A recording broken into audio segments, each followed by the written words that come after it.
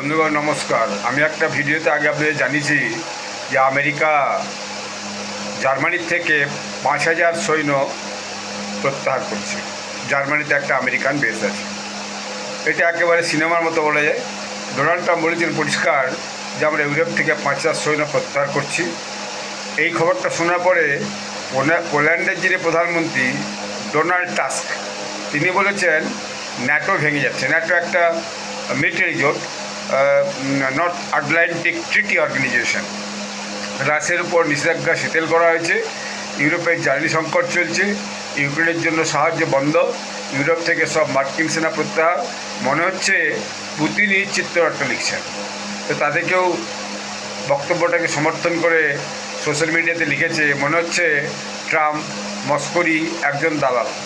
এবং পোল্যান্ডের প্রধানমন্ত্রী তুস্ক অর্থাৎ ডোনাল্ড টাস্ক, তিনি আক্ষরিক অর্থেই ট্রাম্পের মুখোশ করে দিয়েছেন।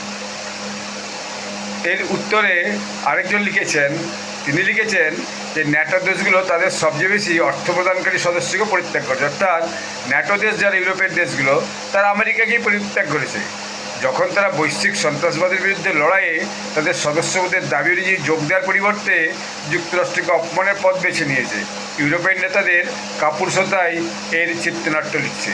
অর্থাৎ ডোনাল্ড ট্রাম্পের এই সিদ্ধান্তকে কেউ যেমন সমালোচনা করছে, আবার কেউ ডোনাল্ড ট্রাম্পের সিদ্ধান্তকে সাহায্য করছে।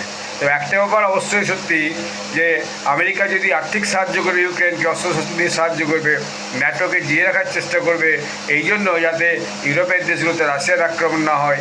আর যদি তাদের কথায় কেউ না শোনে, তাহলে পরে আমেরিকায় বা দিনের পর দিন এই ন্যাটোকে সাহায্য করতে যাওয়া, ন্যাটোর জন্য খরচা করতে যাওয়া, এটা কেনই বা করবে। ধন্যবাদ।